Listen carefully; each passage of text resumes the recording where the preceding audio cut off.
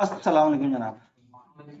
Online के users बता दें, आवाज, स्क्रीन और कैमरा तीनों चीजें क्लियर है। हमने इंटरनेट को भी अब डायरेक्ट वायर के साथ कनेक्ट किया है, कैमरे के ऊपर भी वर्किंग हुई है, माइक भी एक साथ वायर वाला लगा लिया है और खिड़की भी सेट करा लिया। अरे हाँ, आज तो खिड़की भी, क्या बात है, और खिड़की भी सेट हो गई है। सब अच्छा है। आज असल में अच्छा हो जाना था। आज मेरे पास धमकी काफी बड़ी थी। मैंने कहा जी इधर वो एमएफए की जवासा वाली क्लास भी होनी है, बस फिर सबने ऐसे सीधे होके काम किया, मेरी को सुनता ही नहीं। वो कहते हैं ये शरीफ सा आदमी है, तो वो मतलब शरीफ आदमी जवासा भी है, लेकिन जरा वो जरा टैके वाले हैं, जरा रोब दब्बे दब्बे वाले हैं। हम जरा थोड़ा सा ज्यादा ही मासूमियत में, तो मुझे तो कोई सीरियस ही नहीं लेता। तो फिर मैं ना उनका नाम ले लेके धमकी दे रहा था। मैंने कहा उनकी भी क्लास होनी है।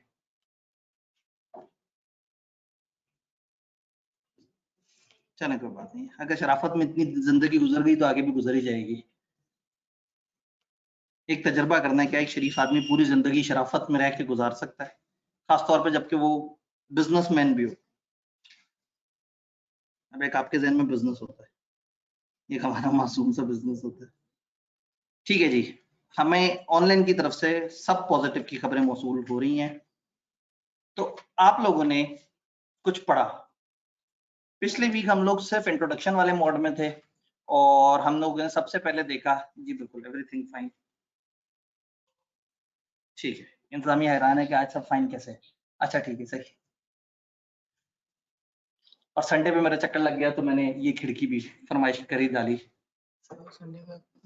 हाँ, अच्छा नहीं, ये इस तरफ से नहीं हो रहा था, उस तरफ से हो रहा था। अच्छा ठीक है, मुझे लगा मेरी फरमाइश पे शायद। ठीक है। मैंने कहा सर ये हमने करना था, ये आप एवं जो है ना खुद ही सोच रहे, हमने तो कर देना था। अच्छा जी, आप लोगों ने फिर पढ़ी कंपनियों की टाइप्स, कंपनियों के बारे में इंट्रोडक्शन, कंपनी क्या है, कंपनी किसे कहते हैं, कंपनी और बॉडी कॉर्पोरेट का फर्क देखा। थोड़ा सा आगे चले तो हम लोगों ने देखा कि कंपनी के, थोड़ा सा पहले कंपनी के फीचर्स वगैरह में समझ आए थे। अब एक स्टेप आगे बढ़ के हम कंपनियों की किस्में देखना शुरू हो गए हैं। तो लास्ट डे हम लोगों ने कंपनियों की 3 कैटेगरीज देखी। Company limited by shares, limited by guarantee और अनलिमिटेड कंपनी। उससे बीच हम बॉडी कॉर्पोरेट और फॉरेन कंपनी और ये सारी कहानियां देख रहे थे। तो मेरा सवाल ये है कि कंपनी लिमिटेड बाय शेयर समझ आ रहा है? क्या होती है कंपनी लिमिटेड बाय शेयर?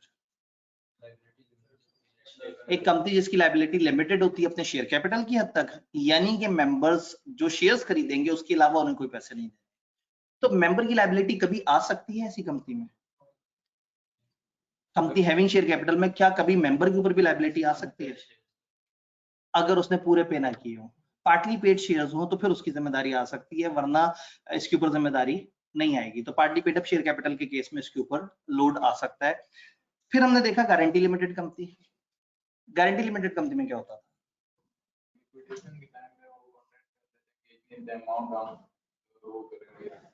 वो तय कर लेते हैं आपस में कि अगर कंपनी लिक्विडेट हुई तो हम इतनी अमाउंट देने के पाबंद होंगे। यानी कंपनी को शुरू में वो कुछ नहीं देते, लेकिन ये आपस में एग्रीमेंट हो जाता है कि इन केस के अगर कोई मुश्किल वक्त आया तो हम तमाम लोग इतनी इतनी अमाउंट की जिम्मेदारी लेते हैं, हम ये अमाउंट पे करेंगे। ठीक है। क्या इसमें शेयर कैपिटल होता है? इसमें शेयर कैपिटल नॉर्मली नहीं होता, ज्यादातर ये बगैर शेयर कैपिटल की होती है। हो सकता है, हो सकता है। अगर इसमें शेयर कैपिटल भी हुआ तो अब बताएं लायबिलिटी कैसे काउंट? एक तो शेयर कैपिटल वाली लायबिलिटी भी हो जाएगी, दूसरा गारंटी वाली लायबिलिटी भी हो जाएगी, दोनों लायबिलिटियां जुड़ जाएंगी। बिल्कुल सही कहा है। फिर एक तीसरी किस्म थी अनलिमिटेड कंपनी। अनलिमिटेड कंपनी मतलब जो लिमिटेड है ही नहीं, और हम इतनी देर से, इतने अरसे से जोशो खरोश से जो बात कर रहे हैं वो हम कर रहे हैं कि कंपनी में लिमिटेड लायबिलिटी होती है, आग लग जाती है, मजा आ जाता है, फलाना फलाना। तो ये कौन सी कंपनी आ गई जिसकी लायबिलिटी लिमिटेड इसलिए नहीं होती कि गवर्नमेंट ने उन्हें बाउंड किया होता है? खबरदार लिमिटेड लायबिलिटी के तौर पर मत रजिस्टर होना। और हमने फिर प्रैक्टिकली समझा था कि समटाइम कुछ ऐसे फैक्टर्स होते हैं, कुछ ऐसे सेक्टर्स होते हैं, कुछ ऐसे मामले होते हैं जहां लिमिटेड लायबिलिटी जितनी मर्जी बड़ी हो खतरनाक हो। जैसे हमने एक सोना निकालने वाली कंपनी की एग्जांपल ली, और फिर मैंने आप लोगों की अकाउंटिंग या आप लोगों की मिलियन और करोड़ लाख वाली स्केल को समझा, तो मुझे अंदाजा हो गया कि आप लोग भी जरा थोड़े से माठे हैं। ये 3 और 2 वाली कहानी समझ आ गई? पहला कॉमा हमेशा 3 के बाद लगना है। फिर उर्दू सिस्टम में 2-2 के सेट हैं और इंग्लिश में 3-3 के सेट हैं। तो तो इंग्लिश सिस्टम में पहली सीरीज जो है वो हंड्रेड्स की है, फिर थाउजेंड्स की है, फिर मिलियन की है, फिर बिलियन की है, फिर ट्रिलियन की है, फिर आगे और चीजें आ जाती हैं, क्वाड्रिलियन, जिलियन, और वो हम उस तरफ उतना आगे तक तो आपके अकाउंटिंग के सवाल में भी नहीं होता। उर्दू के सिस्टम में पहले 3 तक सैकड़ों वाली कहानी चल रही होती है, और उसके बाद फिर 1000 वाला सेट आता है, फिर लाख, फिर करोड़, फिर अरब, फिर खरब, और हम बात करते हैं कि इससे आगे नॉर्मली हम नहीं वो करते, लेकिन इससे आगे भी नीलम और ये वो इस तरह के कुछ और वर्ड्स भी हैं, लेकिन वो कॉमनली नोन नहीं। तो मुझे बताइए, कल हमने लास्ट डे जितना पढ़ा था, ये आपका वेरी फर्स्ट वीक था जिसमें आपको टेस्ट नहीं देना पड़ा, या आप टेस्ट से आजाद थे। तो कोई सवाल, कोई कंफ्यूजन किसी भी किस्म, सब क्लियर है? ऑनलाइन वाले एक दफा मुझे लिख के दोबारा बता दें कि सब क्लियर है, ताकि मुझे हौसला हो जाए, क्योंकि हमारे पहले 1-2 दिन हमारे बड़े डिस्टर्ब गुजरे हैं। तो आज मुझे खुशी है कि अल्हम्दुलिल्लाह चीजें सही चल रही हैं। तो आप एक दफा लिख देंगे तो मेरा थोड़ा सा दिल और बड़ा हो जाएगा। बेहतरीन सर, आज तो लेवल है, बस नजर ना लगा देना भाई, अल्लाह का शुक्र है। ये जो है ना, क्योंकि अभी माइक भी तार से कनेक्ट हुआ हुआ है, इंटरनेट भी तार के साथ आ रहा है, इंटरनेट भी 100 MB का है, कैमरा भी वो है एक बैकअप पे, ये भी आवाज पिक कर रहा है। अल्लाह खैर। जी ठीक है जी, गारंटी के बारे में हमने एक एग्जांपल देखी थी जी। हफीज सेंटर में सारे लोग इकट्ठे हुए और सब लोगों ने एक कंपनी बना ली। वो कंपनी का नाम रखा Hafeez centre private limited for example, sorry Hafeez centre guarantee limited रख दिया। अब हर बंदा अपना अपना कारोबार कर रहा है, लेकिन हफीज सेंटर इटसेल्फ भी एक कारोबार है। अगर हफीज सेंटर ने किसी के साथ गड़बड़ की तो ये लोग जिम्मेदार। पहले हफीज सेंटर के एसेट बेचेंगे, अगर ना पूरे हुए तो फिर इन लोगों से कहेंगे तुम लोगों ने लाख लाख की गारंटी दी थी, अब तुम लोग भी पैसे दो। तो होता क्या है, जब बहुत सारे प्रोफेशनल्स अपना अपना कारोबार, अपना अपना काम कर रहे हैं और उन सबको लिमिटेड लायबिलिटी चाहिए, तो इकट्ठे होते हैं, एक गारंटी लिमिटेड कंपनी बनाते हैं, नॉट हैविंग शेयर कैपिटल, और उससे अपनी लायबिलिटी पे टिक लगा देते हैं कि मेरी लायबिलिटी लाख रुपए से ऊपर नहीं जाएगी। ये जो स्पोर्ट्स क्लब है ज्यादातर गारंटी लिमिटेड होते हैं। तो जो जब भी आपने एक इस तरह की कंपनी बनानी हो जिसमें हर मेंबर एक दूसरे से इनफरादी हैसियत रखता है, वो कलेक्टिवली नहीं सोच रहा, तो फिर गारंटी लिमिटेड सबसे बेस्ट सोल्यूशन है। लेकिन again majority of the businesses चूंकि उन्होंने मिलजुल के चलना होता है, तो वो बनाते हैं प्रॉपर कंपनी। तो 95% से ज्यादा कंपनियां कंपनी लिमिटेड बाय शेयर्स होती हैं, गारंटी वाली बहुत कम होती हैं, और अनलिमिटेड तो ढूंढने से भी नहीं मिलती। मैंने आपको कहा कि पूरे पाकिस्तान में गिनती की 2-3 अनलिमिटेड कंपनियां आपको प्रॉपर नजर आएंगी। जी, अनलिमिटेड नॉर्मली कहाँ होता है, नॉर्मली गवर्नमेंट के अंदर जहां मैस में आप डील कर रहे होते हैं वहां पे होता है। इसी तरह से कई दफा बहुत बड़े बड़े ठेके होते हैं, फॉर एग्जांपल नेटो की सप्लाई का एक बहुत बड़ा, मतलब वो करोड़ों अरबों रुपए का माल हर दिन मूव हो रहा है, उस तरह से। ये कल को सीपैक जब बनेगा तो सीपैक के ऊपर बहुत सारी कंपनियों को अनलिमिटेड लायबिलिटी की गारंटी का कह देंगे गवर्नमेंट। तो जहां जहां जरा ज्यादा चीजें इन्वॉल्व होती हैं, ज्यादा बड़े पैमाने पे काम चल रहा होता है, कई ऐसे सर्विस प्रोवाइडर्स हैं, कई ऐसे प्रोफेशनल्स हैं जो इस तरह की सर्विसेज देते हैं जिसमें वो एक से ज्यादा मुल्कों को डील कर रहे होते हैं। वहां पे भी गवर्नमेंट उन्हें कहती है कि आप अगर ऑपरेट करना चाहते हैं तो आप सिर्फ अनलिमिटेड कंपनी के तौर पर रजिस्टर हो सकते हैं। एक जमाने में अफगानिस्तान में जब अमेरिका बहुत ज्यादा इन हुआ था और उसकी वजह से पाकिस्तान में भी काफी हद तक इन था, तो उस वक्त जो जो कंपनियां बनती थी वो अनलिमिटेड लायबिलिटी की बनती थी। जी सवाल। सर ये अनलिमिटेड में अगर वो घर से पैसे देने के बावजूद भी वो ना हो सके लायबिलिटी पूरी? जी, अनलिमिटेड कंपनी में अगर घर से भी वो पैसे पूरे ना कर सके, अनलिमिटेड लायबिलिटी कंपनी है, नुकसान हो गया 70 करोड़ का, पहले 5 करोड़ कंपनी के एसेट बिक गए, अब मेंबर्स की तरफ आए, मेंबर्स ने अपने घर के सारे एसेट बेच दिए तो 10 करोड़। तो अनलिमिटेड की भी एक लिमिट है, वो लिमिट है उस बंदे की जाती लिमिट। उस बंदे की जिंदगी में तो अनलिमिटेड हो गया ना, यानी उससे पूछे कि तुमने क्या देना पड़ा, वो कहेगा मुझे तो सब कुछ देना पड़ेगा। तो अनलिमिटेड की भी एक कैप है जहां तक उसकी पर्सनल वो हो सके। देन इसमें लिमिटेशन का क्लॉज आ जाता है जो एक इंसान को इंसॉल्वेंट होने का अप्लाई करने का वो करता है। वो फिर अप्लाई करेगा अदालत को, अदालत सारे मामला देखेगी, और जब देखेगी कि इस बंदे के पास सब कुछ ही बेच चुका है, कुछ नहीं बचा, तो फिर वो कह देंगे कि अब इस बंदे से ज्यादा रिकवरी नहीं हो सकती। तो अनलिमिटेड की भी लिमिट बहरहाल आ जाती है इस केस में कि अगर वो हो जाए, वो इंसॉल्वेंट। जी, सवाल ये कि क्या लायबिलिटी उस तक रहेगी, क्या उसके बच्चों में भी ट्रैवल करेगी? नहीं, उस तक रहेगी। ये इसमें प्योर पर्सनल लायबिलिटी का है। हाँ, वो जो उसके पास शेयर्स रखे हुए थे जो उसके बच्चों को मुंतकिल होते उसके मरने के बाद, या वो नहीं मुंतकिल हो सके, तो टेक्निकली उसके बच्चों के ऊपर बाप के हिस्से की जिम्मेदारी नहीं शिफ्ट होगी। जी, ये मतलब होता है कि मतलब इससे मजीद करनी नहीं है, ये ऐसे होता है कि मतलब फ्यूचर में कमाएगा तो? जी, इंसॉल्वेंट होने का क्या मतलब होता है? क्या इससे सिरे से रिकवर नहीं कर सकते या फ्यूचर में कभी रिकवर कर सकते हैं? लिमिटेशन लॉ है जो अलग अलग टाइमलाइन बताता है। कुछ अरसे पहले 7 साल की लिमिट थी, ये 7 साल तक उस पे इंसॉल्वेंट का वो रहता है स्टेटस। 7 साल के बाद फिर एक टाइम होता है जिस टाइम पे जब वो कमा रहा होता है उसमें से एक शेयरिंग जारी होती है पास्ट उसकी जो ऑब्लिगेशंस है उनकी तरफ, और फिर एक उसकी जो रेगुलर जिंदगी चल रही होती है। तो चूंकि लिमिटेशन का लॉ या इंसॉल्वेंसी का लॉ ना बी लॉ में हमारे सिलेबस में है ना सी लॉ में, तो इसलिए हम इसके बहुत ज्यादा अंदर उतर के ये नहीं देखते कि वो कब तक रहेगा, वो कब तक इंसॉल्वेंट कहलाएगा, कब वो जिंदगी में वापस आ सकता है, कब। अब एक बंदा इंसॉल्वेंट हो गया तो क्या सारी जिंदगी वो किसी से कॉन्ट्रैक्ट नहीं कर सकता? ऐसा नहीं है। लिमिटेशन का एक टाइम गुजरता है, जैसे हर चीज की लिमिटेशन है। सजाए उम्र कैद, उम्र कैद का मतलब है कि बंदा जेल में मर जाएगा। हाँ जी, 25 साल, कभी 28 साल, कभी 25 साल, इस तरह से कि हाँ जी उम्र कैद का मतलब है 28 साल, यानी उम्र कैद जो अनलिमिटेड कैद है उसकी भी एक लिमिट है, ये लिमिटेशन की लॉ ने बताई है। अच्छा, फिर चूंकि वो जेल में है और आम जो नौकरी होती है उसमें आप 9 to 5 काम करते हैं, थोड़ा सा और काम करते हैं, उसके बाद घर आ जाते हैं, थोड़ा सा रिलैक्स होते हैं। लेकिन जेल में वाला बंदा दिन में भी जेल में और रात में भी जेल में, तो उसका एक दिन 2 दिन काउंट होता है। तो ये 28 साल नहीं, उसके 14 साल काउंट होते हैं। तो हर लॉ की अपनी कैलकुलेशन की कहानी है। कंपनी लॉ में हम इन चीजों को डील नहीं करते, लेकिन चूंकि आप पूछ रहे थे कि फिर इंसॉल्वेंट का क्या होता है या अनलिमिटेड लायबिलिटी, तो फॉर अंडरस्टैंडिंग मैंने बताया है, लेकिन फिलहाल करंटली हमारे स्कोप से उसका ताल्लुक नहीं है। अगर वो बंदा अपने एसेट्स किसी के नाम कर दे, बीवी के नाम कर दे, ठीक है, तो अब इन्होंने कहा कि अगर वो बंदा अपने एसेट किसी के नाम पे कर दे, देखें अगर हम इस कमरे में बैठे हुए हैं और आपने एक इंसॉल्वेंसी का लॉ भी नहीं पढ़ा और अभी से आपके जहन में इस तरह की तशवीश आ रही है, तो जो लॉ बनाने वाले होंगे और जो प्रैक्टिकली देख रहे होंगे वो हमसे ज्यादा परेशान बैठे हुए होंगे। सब कुछ मौजूद है, लेकिन मैं ब्रेकें लगा रहा हूं, मैं वो पूरा लॉ नहीं बता रहा। इसमें सुन लें, 1 साल की एक लिमिट होती है। वो लिमिट क्या होती है? जिस वक्त वो बंदा अप्लाई कर रहा है कि जी मैं इंसॉल्वेंट होने लगा, अब इसमें चक्कर ये है कि क्या नेट भी चल रहा होगा? अगर ये चल रहा है और ये चल रहा है तो असूलन नेट भी चल रहा होगा। जी, ऑनलाइन वाले एक दफा बस बता दें, हमारे यहाँ लाइट की फ्लक्चुएशन हुई है। आपको आवाज और स्क्रीन दोनों चीजें नजर आ रही हैं? कैमरे में तो मैं भयानक ही नजर आ रहा हूँ। ठीक हो गया जी। तो अब अगेन मैं इसलिए कह रहा था कि मैं थोड़ी सी ब्रेक लगा रहा हूँ। अब असल रूल क्या है? असल रूल ये होता है कि जो बंदा जैसे ही अप्लाई करता है ना, उसको कह देते हैं अप्लाइड टू बी इंसॉल्वेंट। फिर उसको इंसॉल्वेंट डिक्लेयर करने से पहले अदालत का एक प्रोसेस चलता है। अदालत भेजती है एक ऑफिशियल असाइनी को, इसको हम रिसीवर भी बोलते हैं, ऑफिशियल असाइनी भी बोलते हैं। वो बंदा आता है, उसके करंट एसेट्स देखता है, पिछले 1 साल में उसने जो जो गिफ्ट्स किए हैं, जो जो विरासतें दी हैं किसी को, जो जो किसी भी किस्म का कोई भी उसने लेन देन किया है, उनमें से हर वो लेन देन जो उसके बिल्कुल करीब के रिश्तेदारों में हुआ होता है उसको रिवर्स करवा।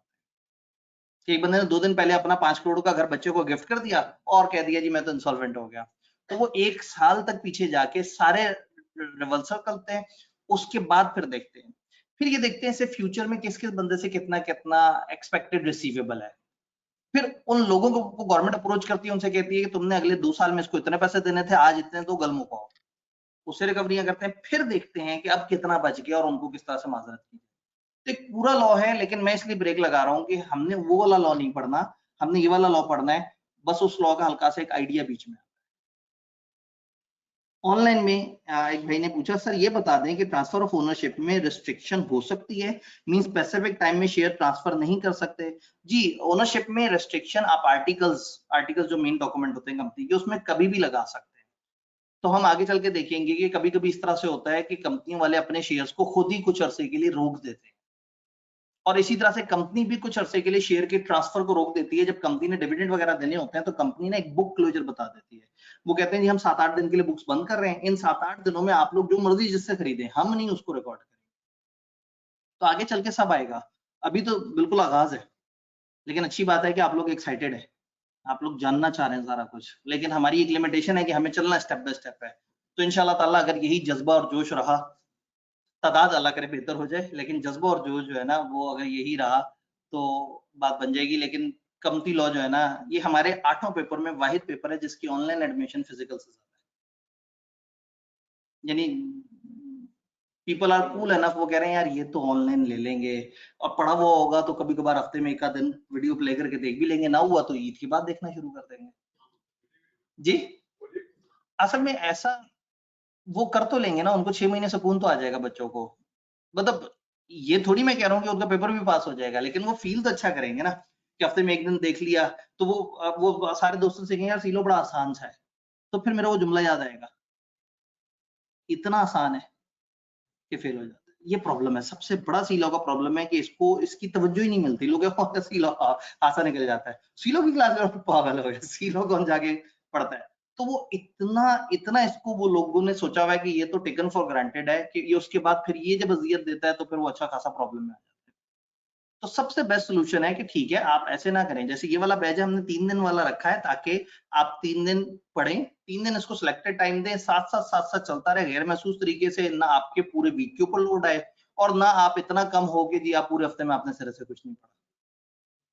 तो मेरी नजर में ये 3 दिन वाला बैच ज्यादा बेहतर है। अगर एक मिथ ना बनी हुई हो मार्केट में कि जी 5-6 दिन क्लासेस होनी चाहिए, तो मेरा दिल करता है कि बीलो और सीलो 3-3 दिन होने चाहिए। ये बेचारे इतने भारी सब्जेक्ट नहीं है कि इनके ऊपर जो है ना वो इतना ज्यादा परेशान हुआ जाए।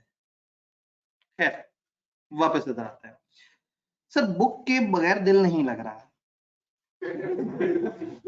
ये भी बता दें कि कब तक आ जाएगी। असल में बात ये है कि या तो मेरे अपने कंट्रोल में होता ना, काश में आईकेप होता, जिस दिन आप आखिरी पेपर देते हैं, आपके आखिरी पेपर देने से पहले मैं अपनी सारी बुक अपडेट करके फाइनल ट्यून करके रखी हुई होती, बल्कि मैं प्रिंट भी करवा लेता। एक्सपेक्टेड तो होता है कि कितने स्टूडेंट्स होंगे। प्रॉब्लम ये है कि हमें वेट करना पड़ता है कि आईकेप अपने एग्जामिनेबल एडिशंस बता दे, क्योंकि कभी भी किसी भी वक्त अचानक से जोश में आके कहते हैं भाई एक नई किताब आ रही है और उसमें पता लगता है 6-8 जगह पे ऐसी चेंजेस कर दी कि पुरानी किताब आउट हो जाती है। तो ये पिछले वीकेंड तक हम वेट कर रहे थे और जब आया है तो मैंने उसको फौरन फेसबुक पे भी शेयर किया है, मुख्तलिफ लोगों से शेयर किया है कि बाईकेप की तरफ से एग्जामिनेबल एडिशन आ गया है।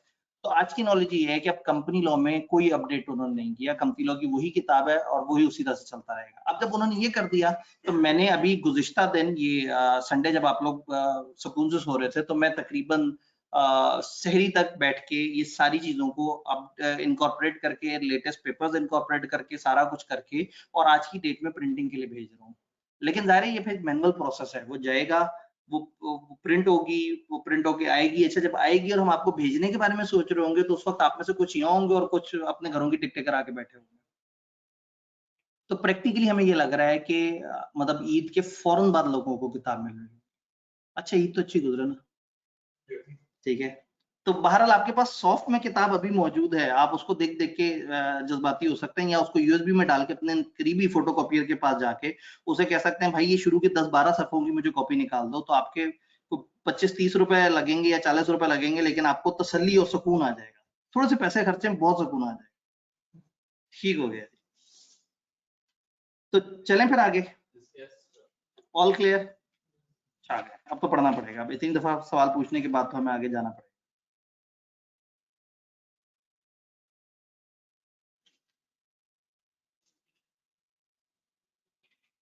पब्लिक कंपनी और प्राइवेट कंपनी, यहां से अब हमने पढ़ना स्टार्ट करना है ना।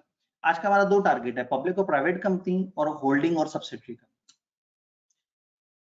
अब मेरा सवाल ये है कि क्या पब्लिक और प्राइवेट कंपनी नाम की डेफिनेशन आपने किसी और लॉ में कभी देखी है, सुनी है टेक्स्ट में आपके जहन में?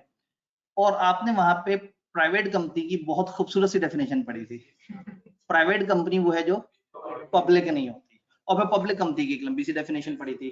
कंपनी लॉ ने सोचा कुछ डिफरेंट होना चाहिए, तो यहाँ पब्लिक कंपनी की डेफिनेशन ये है कि which is not a private company, और प्राइवेट कंपनी को उन्होंने डिफाइन किया। तो मजे की बात है कि और डेफिनेशन हमारी लिस्ट में से माइनस हो गई कि पब्लिक कंपनी की डेफिनेशन तो नहीं आई क्या पूछने वाला कि बताओ क्या होता है। तो पब्लिक कंपनी उसे कहते हैं जो प्राइवेट नहीं। अब पब्लिक वो प्राइवेट कंपनी क्या है? प्राइवेट कंपनी वो है जो रिस्ट्रिक्टेड कंपनी है, महदूद कंपनी है, चंद लोगों तक आप रखना चाहते हैं। महदूद कैसे लिखेंगे अगर ये सही लिखिए, चंद लोगों तक आप रखना चाहते हैं, आप नहीं चाहते कि इसमें ज्यादा से ज्यादा लोग इन्वॉल्व हो, आप नहीं चाहते कि पब्लिक इसमें आए। अगर आप एक ऐसी कंपनी बनाएं जो बनाते वक्त आप कहें कुछ रिस्ट्रिक्शन लगा दें, आप कहते हैं भाई इस कंपनी में 50 से ज्यादा मेंबर्स नहीं होंगे। कितने? 50। इस कंपनी में ज्यादा से ज्यादा कभी भी मेंबर होंगे तो वो 50 होंगे, 50 से ऊपर नहीं जाएंगे। पहली चीज। दूसरा, अगर आप कहते हैं कि यहाँ के मेंबर्स जो शेयर ट्रांसफर करना है ना उसके ऊपर रिस्ट्रिक्शन है, शेयर ट्रांसफर करने पे रिस्ट्रिक्शन लगी हुई हो, अगर अभी रिस्ट्रिक्शन का क्या मतलब है? मना नहीं है लेकिन अलाउड भी नहीं है। रिस्ट्रिक्शन और प्रोहिबिशन में फर्क होता है। प्रोहिबिशन का मतलब होता है एक चीज से मना कर देना, और रिस्ट्रिक्शन का मतलब जैसे हो सकता है आप लोगों को पतंगे उड़ाने से घर वालों ने प्रोहिबिटेड किया हो, और घर से बाहर निकलना रिस्ट्रिक्टेड हो शाम के वक्त, कि शाम के बाद घर से बाहर नॉर्मली नहीं निकलना, लेकिन जरूरी काम हो तो निकला जा सकता है। तो रिस्ट्रिक्शन का मतलब होता है कि एक चीज मौजूद है लेकिन उसमें थोड़ी सी रुकावट, और प्रोहिबिशन का मतलब बिल्कुल ही मना है। तो इस कंपनी में शेयर ट्रांसफर पे रिस्ट्रिक्शन होती है।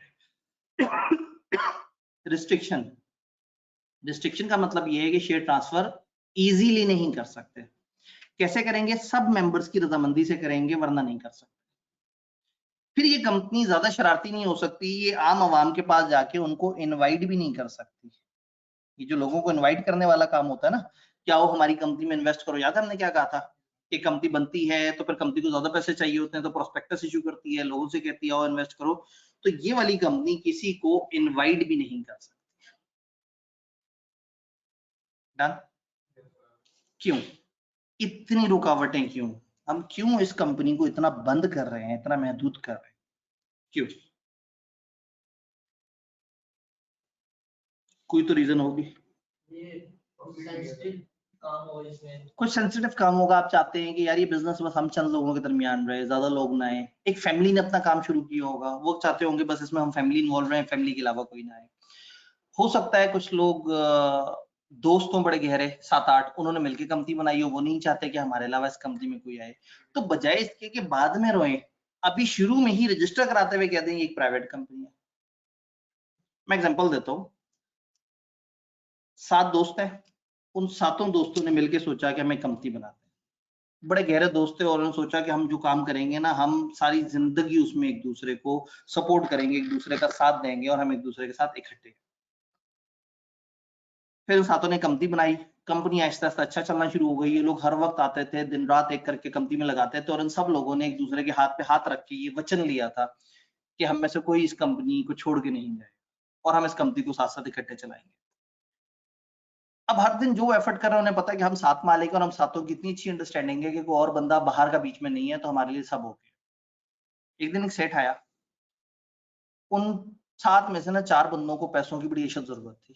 उसे आके कहा कि कंपनी में जो तुम्हारे पैसे रखे हुए हैं, तुम्हारे शेयर की इस वक्त बुक वैल्यू क्या है? इसे बुक वैल्यू कहते हैं कि कंपनी की टोटल एसेट्स, नेट एसेट्स को डिवाइड कर दें नंबर ऑफ शेयर से, तो पता लग जाता है कि हर शेयर के अगेंस्ट कंपनी में क्या पड़ा हुआ है। तो इन्होंने कहा जी 40 रुपए के साथ से पड़े हुए हैं कंपनी में मेरे एक शेयर के अगेंस्ट। उसने कहा मैं तुम्हें देता हूँ 70 रुपए फी शेयर, मुझे बेच दो। 7 में से 4 लोगों को सेठ ने कहा, वो चारों सेठ को अपने शेयर बेच के चले गए, हालांकि हम तो वचन लिया था अपने दोस्तों से। अगले दिन जब बाकी 3 उसी जोशो खरोश में आए कि हमारी कंपनियां मिलकर काम करेंगे, आग लगा देंगे, तो सामने एक सेठ बैठा हुआ था, वो अपनी सीट पे ना रिवॉल्विंग गोल गोल घूम रहा था, हाथ में एक कागज का पन्ना पकड़ा हुआ जिसमें 4 लोगों ने साइन किए हुए। फिल्मी से सीन नहीं है कि वो जनाब ये आके उन्होंने कहा तुम कौन? उसने कहा मैं मालिक होता हूँ यहाँ। उनका क्या मतलब? नहीं नहीं, तुम कैसे मालिक हो सकते हो, ये तो कंपनी हम 7 लोगों की, हम बराबर के शेयर होल्डर्स है। उन्होंने कहा थे, अब आधे से ज्यादा शेयर्स मेरे पास हैं, अब मैं बताऊंगा कंपनी कैसे चलेगी, मैं बताऊंगा डायरेक्टर कौन होगा, मैं बताऊंगा फैसले कैसे। वो 3 लोग जो है ना, वो बेचारे बड़े दुखी हो गए, अपने दोस्तों को फोन करने की कोशिश की, उन्होंने नंबर बंद किए हुए थे। आपको पता है कमर्शियल दुनिया में कौन सा वचन, कौन सा वादा, कौन इस चीज का हया करता है? वो लोग तो इनके हाथ नहीं आए। 3 बैठे हुए थे, तो इन्होंने सोचा हमसे गलती क्या हुई। तो इनमें से एक थोड़ा ज्यादा से आना था, उसने कहा यार असल में ना तीनों की जब क्लासेस चल रही थी तो शुरू वाले दिनों में हम छुट्टी कर लेते थे। आबदी साहब ने ना प्राइवेट कंपनी का बताया था, काश वो लेक्चर हमने ले लिया होता, क्योंकि प्राइवेट कंपनी के अंदर जो है ना वो रिस्ट्रिक्शन लग सकती है। तो बजाय इसके कि आप बाद में बैठ के रोएं, आप कंपनी को रजिस्टर कराते वक्त ही कह दें कि भाई ये कंपनी इन्हीं मेंबर्स में रहेगी। मेंबर ज्यादा से ज्यादा इस कंपनी में कभी कितने हो सकते हैं? 50। देखिए एक बंदे को मरने से तो नहीं रोक सकते ना, अगर वो मर गया और उसके 4 बच्चों को शेयर मिल गए, इस पे तो नहीं रुकावट लगा सकते हम। ट्रांसफर पे लगा सकते हैं, इनहेरिटेंस पे तो नहीं लगा सकते। तो हो सकता है कुछ लोग मरे, उनके बच्चे आ जाए, तो भी आपने एक लिमिट सेट कर दी कि 50 से ज्यादा नहीं होगा, तो यानी कंपनी जिंदगी में कभी भी 50 मेंबर्स ऊपर नहीं जाएगी। अगर मजबूरी बन गई, फॉर एग्जांपल 48 मेंबर्स हैं और एक बंदा मर गया, उसके 5 बच्चे हैं, तो 50 आउट हो रहा है। लॉ ने रिलैक्सेशन दी है, अगर वो पांचों के जॉइंट नेम पे शेयर्स रखवा दें तो वो एक मेंबर काउंट। तो एक ऐसी कंपनी जिसमें आपने पहले दिन से कहा है कि 50 से ज्यादा बंदे नहीं घुसेंगे, आपने पहले दिन से कह दिया है कि ये वाली कंपनी में शेयर ट्रांसफर होने पे भी रिस्ट्रिक्शन है, और आपने पहले ही दिन कह दिया है कि खबरदार है, इसमें ये कंपनी को जब पैसों की जरूरत पड़ेगी ये बाहर के लोगों को नहीं बुलाएंगे। तो इसका मतलब है कि जब पैसों की जरूरत पड़ेगी ये अपने बंदों से कहेंगे कि आप भाई मजीद पैसे दो ताकि मजीद हम शेयर कैपिटल बढ़ाएं। अगर मेंबर्स में से किसी को शेयर बेचने हैं, भाई पैसे की मजबूरी तो बन सकती है, तो वो पहले बकाया मेंबर से पूछेंगे भाई हमने शेयर बेचने, तुम लोग बताओ। अगर वो लोग ले लेंगे तो अच्छा है, वो नहीं लेंगे और वो इजाजत देंगे तो आप पब्लिक में बेच सकते हैं, वरना नहीं। जबकि पब्लिक कंपनी में कोई मजाक नहीं है कि आपने सबसे पूछना है, आप किसी भी दिन उठ के अपने शेयर बेच दें। तो प्राइवेट कंपनी एक ऐसी कंपनी है थोड़ी रेस्ट्रिक्टेड कंपनी है, अपने आप को रोक रही है। क्या बात समझ आ रही है? डेफिनेशन देखते हैं। सबसे पहले तो इन्होंने पब्लिक कंपनी बताया। पब्लिक कंपनी किसे कहते हैं? Company which is not a private company. एक ऐसी कंपनी जो प्राइवेट कंपनी नहीं है वो कहलाएगी पब्लिक कंपनी। इसमें दो कैटेगरी है, लिस्टेड अनलिस्टेड। इनकी तरफ बाद में आते हैं, पहले जरा नीचे वाली बातें कर लें। प्राइवेट कंपनी में हमने जो डेफिनेशन पढ़ी थी वो अदर प्राइवेट कंपनी की थी जो नीचे थी। Company can be registered by at least 2 members. Company कम से कम 2 बंदों से रजिस्टर हो सकती है, और ये रिस्ट्रिक्ट करेगी, क्या रिस्ट्रिक्ट करेगी? Maximum number of members to 50। Members के नंबर 50 से ज्यादा नहीं जा सकते। जॉइंटली जो होल्डिंग शेयर्स हैं shall be counted as 1 member, उनको एक मेंबर काउंट किया।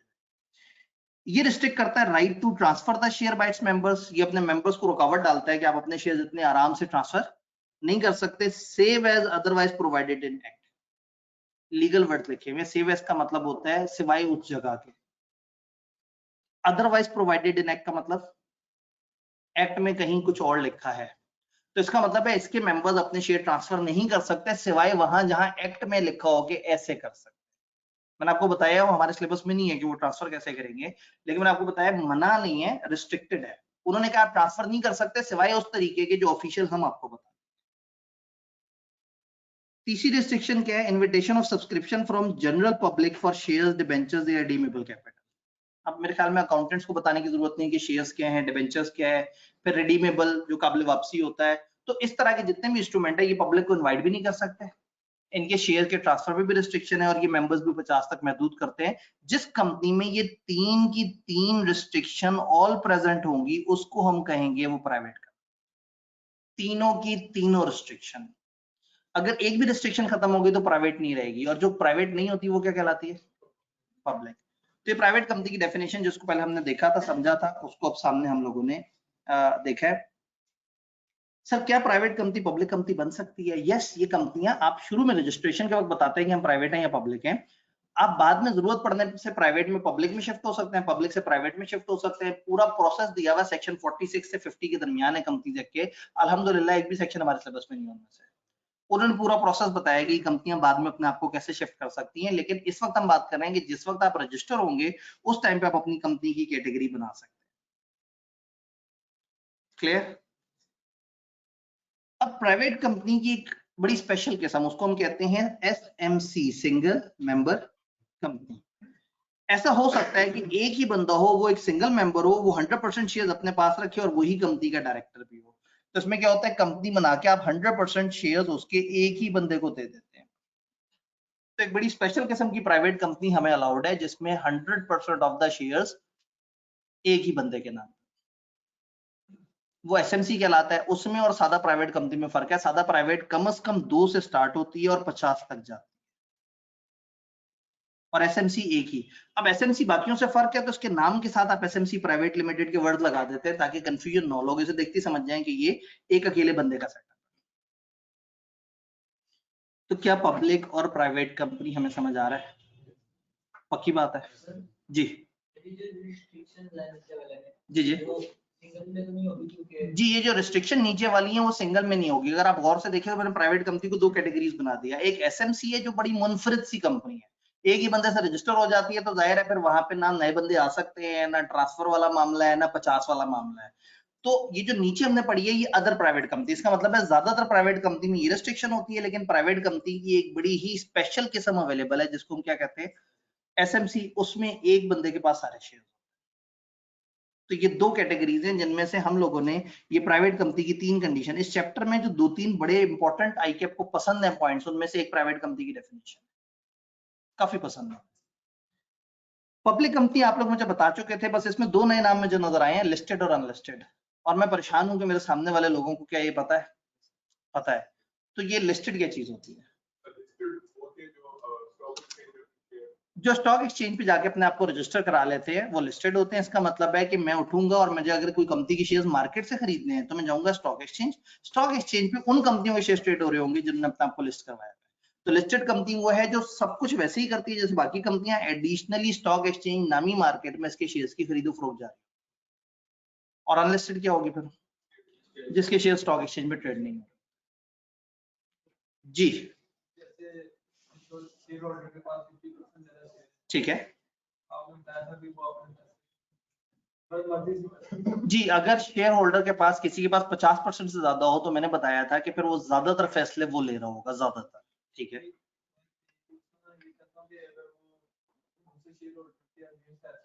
जी। अब अगर वो फैसले दूसरे शेयर होल्डर्स के अगेंस्ट हो, भाई ने पूछा कि अगर एक बंदा 50% से बड़ा मालिक है तो वो तो ज्यादातर फैसले खुद करेगा। अगर उन फैसलों से कोई और शेयर होल्डर अफेक्ट हो रहा हो तो फिर क्या होगा? चैप्टर नंबर 5 में जाएंगे तो वहां हम देखेंगे कि अगर एक बंदे के किसी फैसले से या मेजॉरिटी शेयर होल्डर से माइनॉरिटी शेयर होल्डर्स के ऊपर फर्क आ रहा है तो फिर उनकी अप्रूवल भी जरूरी होती है। हम आगे चल के इन सारे मसलों का हल देखेंगे। तो ऐसे में लॉ प्रोटेक्ट करता है अपने छोटे शेयर होल्डर्स को। जी एसएमसी में एक ये मेन डायरेक्टर होगा, ये चाहे तो अपने अंडर एम्प्लॉय डायरेक्टर रख सकता है, लेकिन इसके लिए डायरेक्टर होना वाजिब है।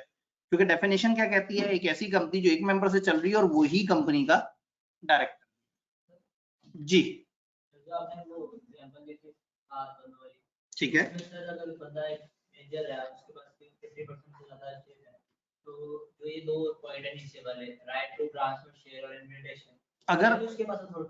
अगर एक बंदे के पास आधे से ज्यादा शेयर है तो देखिए बात ये है कि ये जो रिस्ट्रिक्शन वाली चीज है वो उस तरीके से रिस्ट्रिक्शन खत्म हो सकती है जो लॉ ने बताया है। अब प्रॉब्लम ये है कि मुझे ब्रेक लगानी पड़ती है, फिर भी इंटरेस्टेड हो तो सेक्शन 76 है कंपनीज एक्ट का, उसने हमें तरीका बताया, हमारे सिलेबस में नहीं है वो तरीका। फॉर अंडरस्टैंडिंग में बता दूं, 100% मेंबर्स को राजी करना पड़ता है शेयर किसी और को देने से।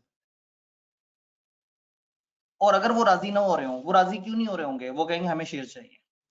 अगर शेयर खरीदे भी ना और राजी भी ना हो तो फिर उनकी नहीं सुनी। तो एक प्रोसेस है लेकिन वो हमारे सिलेबस में नहीं है।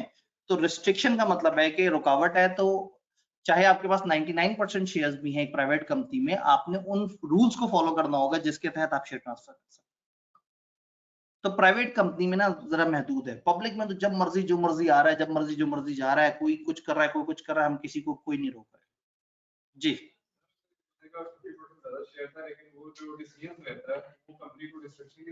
अगर एक बंदे के 50% से ज्यादा शेयर्स हैं लेकिन जो वो फैसला करता है वो कंपनी को तबाही की तरफ लेके जा रहा है, तो पहली बात, जिसके आधे से ज्यादा शेयर्स होंगे वो जरूर ऐसे फैसले करेगा जिससे कंपनी तबाही की तरफ ना जाए, क्योंकि कंपनी डूबने में उसका। अगर वो बेवकूफ है तो बाकी शेयर होल्डर्स को चाहिए आहिस्ता आहिस्ता कंपनी छोड़ दें, क्योंकि जिसकी कंपनी है वो अपनी कंपनी खुद उजाड़ रहा है। माइट इज राइट है ना, कंपनी में मेन गेम है पैसा किसका लगा हुआ है, जिसका पैसा लगा हुआ है वो अपना तबाहियां फेर रहा है। फिर भी अगर हमें लग रहा हो कि यार ये क्या कर रहा है, ये क्यों कर रहा है, ये इस तरह से नहीं होना चाहिए, उस तरह से नहीं होना चाहिए, तो सेक्शन 257 के तहत कोई से 10% लोग रजिस्ट्रार के पास जा सकते हैं और उसे कह सकते हैं भाईजान की कर रहा है वो पढ़ो नो। तो वो एक इन्वेस्टिगेशन स्टार्ट करेंगे और अगर वो कंपनी को सही तरीके से नहीं चला रहा तो फिर एक एडमिनिस्ट्रेटर ला के बिठा दिया जाएगा कंपनी के ऊपर, सेक्शन 292 के तहत। वो भी सिलेबस में नहीं है। हम बहुत छोटा सा कंपनी लॉ पढ़ रहे हैं, पता है, बहुत ही क्यूट सा है ये बेचारा ना, बस के पर होते ही नहीं, पर निकलने से पहले ही कट जाते हैं। हम हाँ ये आईकेप ने बड़ा हलवा रखा हुआ है और अल्लाह का शुक्र है कि उस पर हम लोग भी खामोशी से क्रिमिनली खामोश बैठे हैं, उन्हें नहीं बता रहे कि आपने मजाक कर दिया काफी ज्यादा। तो जिस भी टॉपिक की हम गहराई में उतरने लगते हैं पता लगता है वहां से ये फाइनल की बातें शुरू हो जाती हैं। और ये बड़ा इम्बैलेंस है, असूलन यहाँ पे काफी सारे लॉज होने चाहिए और कुछ फाइनल में होने चाहिए। तो मैं नॉर्मली इस तरह से इंट्रोड्यूस कराता हूँ कि फाइनल में 34 लॉज हैं, कॉर्पोरेट लॉज, जिनमें से एक लॉ का नाम है कंपनीज एक्ट जिसमें 550 सेक्शन है, जिसके 70 के करीब सेक्शन हमारे कंपनी लॉ में। इतना छोटू सा सिलेबस है, इसमें जो फेल हो जाता है ना वो तो बेचारा जलील हो जाता है, वो मुंह छुपाता फिर रहा होता है, वो आप बताने जोगे ही नहीं होता, आपको रिजल्ट चेंज करना पड़ जाता है, अल्टरेशन करनी पड़ जाती है, मैसेज चेंज करना पड़ जाता है कि जमाना आपको रुसवा करेगा यार कंपनी लॉ में फेल हो गए। तो इसलिए ये मुनासिब सब्जेक्ट है, लेकिन ये बड़े आराम से फेल हो जाता है अगर इसको तवज्जो ना मिले। जी रिजल्ट जब पहली दफा नई स्कीम का रिजल्ट आया था तो सबसे गंदा रिजल्ट कमती लॉ का था 22%, फिर 30% हुआ। ये last time third highest result कमती लॉ का था 8 में से, लेकिन थर्ड हाईएस्ट का मतलब है कि इससे ऊपर भी कुछ है। और आपको इंतहाई हैरत होगी ये जान के कि सबसे अच्छा रिजल्ट एमएफए का। आईकेएम की मर्जी है, वो कभी भी किसी भी 10 से शफकत रखता है। MFA presume to be mature paper, finance है, थ्योरी है, राइटिंग है, लेकिन बस अभी जरा हाथ होला रखा हुआ उन्होंने। चले वापस इधर आते हैं। इधर जो है ना, एक भाई ने कहा कि sir liability of limited company limited होती है या अनलिमिटेड होती है? देखें, लायबिलिटी ऑफ लिमिटेड कंपनी जाहिर है लिमिटेड होती है, तो अनलिमिटेड कंपनी की लायबिलिटी अनलिमिटेड। हम कहते हैं कि कंपनी की लायबिलिटी लिमिटेड का मतलब है कंपनी तो पूरी उजड़ जाएगी। तो गौर से देखें तो कंपनी तो बेचारी यही सोचती होगी मेरी अनलिमिटेड लायबिलिटी है, मुझे तो आगे बिल्कुल उजाड़ के चले जाते हैं। कंपनी में 5 लाख पड़ा हुआ, उसने 25 लाख का नुकसान कर दिया, तो लोग आगे उस डब्बे को तोड़ के अंदर से 5 लाख तो लेके चले जाएंगे। तो बहैसियत कंपनी अगर सोचे तो वो सोचती होगी मेरी तो अनलिमिटेड है, मेरे पास तो छोड़ा ही कुछ नहीं है। तो ये जो लिमिटेड लायबिलिटी है किस कॉन्टेक्स्ट में बात होती है? मेंबर्स, लोगों के कॉन्टेक्स्ट में। क्या भाई तुम इस कंपनी में जा रहे हो, ध्यान रखना तुम्हें यहां तक लायबिलिटी पड़ सकती है। हैविंग शेयर कैपिटल में अगर उधार किया हुआ है तो उतना तुमसे मांगा जा सकता है, गारंटी वाली में तुमसे जितनी गारंटी अमाउंट दी है वो मांगी जा सकती है, और अनलिमिटेड में तुम्हारे घर के एसेट्स भी बेचने पड़ सकते हैं। अच्छा जी, ठीक है जी, ये हमारे पास सवाल आए हुए थे, ये हम लोगों ने देख लिए। चलें जी फिर होल्डिंग और सब्सिडरी की तरफ। आज के 2 मासूम टारगेट्स में से दूसरा target holding and subsidiary company. इस चैप्टर में 3 टॉपिक्स जो आईकेएफ को बहुत पसंद है, उनमें से एक प्राइवेट कंपनी की डेफिनेशन है, एक होल्डिंग सब्सिडरी है, और तीसरा इंशाल्लाह ताला हम कल पढ़े होंगे नॉट फॉर प्रॉफिट एसोसिएशन। ये 3 टॉपिक्स आईकेएफ ने 90% से ज्यादा सवाल इन्हीं 3 टॉपिक्स पे बना डाले। और जब थक हार जाते हैं, कुछ नहीं समझ आता, तो 4 नंबर की बॉडी कॉर्पोरेट की डेफिनेशन पूछ लेते हैं।